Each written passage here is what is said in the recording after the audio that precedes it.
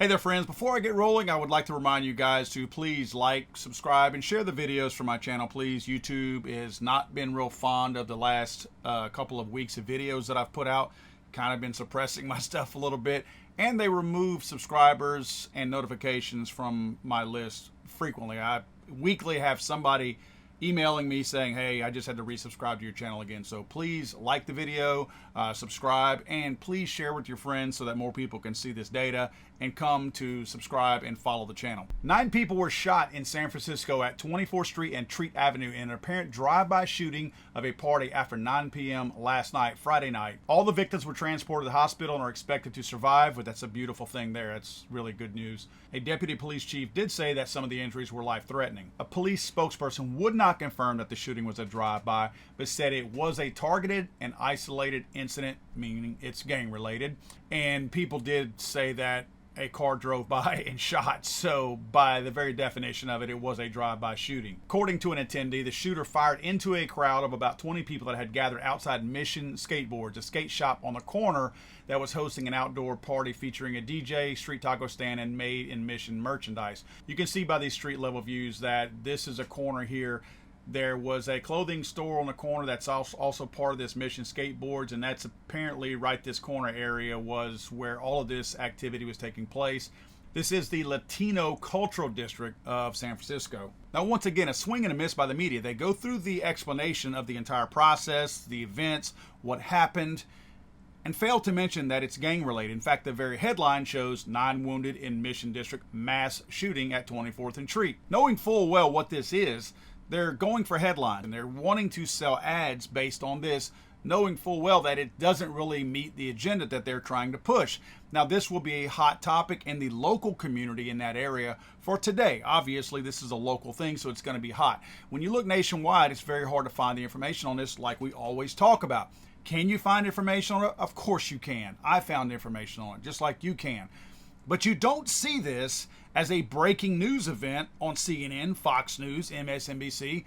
If this were a shooting at a school, a church, a grocery store, we would hear all about it. It would be live coverage right now. There would be people popping in live, reporters, to discuss what's going on. Oh, this is going on now. We're still on the hunt for the shooter. The shooter, quote, unquote, has not been found in this case. But yet, the community is not at any risk. Why? Because, again, it was a targeted shooting, not your prototypical rampage killer that might be on psychotropic drugs and wigged out and decided to go shoot a bunch of people. This is an association-type shooting. Now, California, with some of the strictest gun laws in the nation, had their governor come out and talk about restricting gun laws for the entire country to mimic those that are in California. We're keeping this story of this, quote, mass shooting in the back of our mind this whole time, along with all these other shootings in California. This guy wants to make the rest of the country like California. Here's a couple of pieces from his little 28th Amendment thing. I'm proposing the 28th Amendment to the United States Constitution to do just that. The 28th Amendment permanently enshrines 4 additions to the laws of our land. It raises the minimum age to purchase a firearm from 18 to 21. Because if you can't buy a beer, you shouldn't be able to buy a gun. It mandates universal background checks to prevent truly dangerous people from purchasing a gun that can be used in a crime. It institutes reasonable waiting periods for all gun purchases. And it bans civilians from buying assault rifles, those weapons of war our founding fathers never foresaw. This will guarantee states as well the ability to enact common sense gun safety laws while leaving the Second Amendment intact. I'd like to remind everybody that California accounts for about 11% of the population of the United States. However, they account for 20% of gun-related violence in the United States. So they're not doing real good, and it's not much of a sales pitch to the rest of the country when you have 49 states who aren't near as bad as California, and you want me to have your same laws, gun-related laws?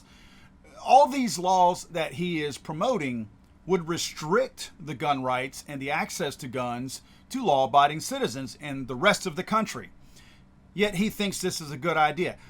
Let me remind him that it's criminals who are committing all of these shootings, murders, these are criminals. These are people who are willfully breaking the law.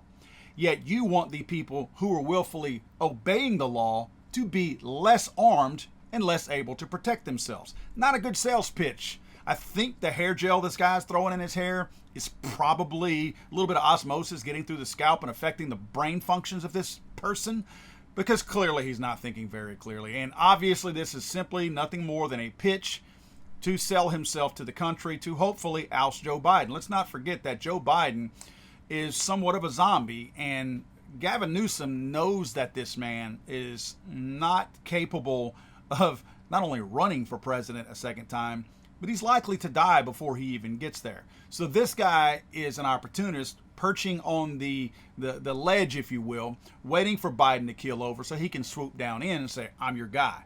Friends, here we go again with these guys checking off boxes to say, oh, we had 9 people shot. This is terrible. We need more gun control. But at the same time, not focusing on any of the root cause problems. We're looking at guns. Oh, let's pass more gun control. At what point do we focus on the individuals committing the crimes? Clearly, these people are not interested in changing any of this. How do the voters in these liberal-leaning areas not see that no one cares about their safety? They've got to see this at some point. Surely somebody with a thread of common sense living in these neighborhoods in these stupid liberal-leaning, liberal-run enclaves of Marxist wackos, somebody has to have enough common sense to look at this and go, well, wait a minute. If old Gary and Rodney over there are the people running around shooting people, even if we were to outlaw guns, Gary and Rodney are still over there wanting to kill people.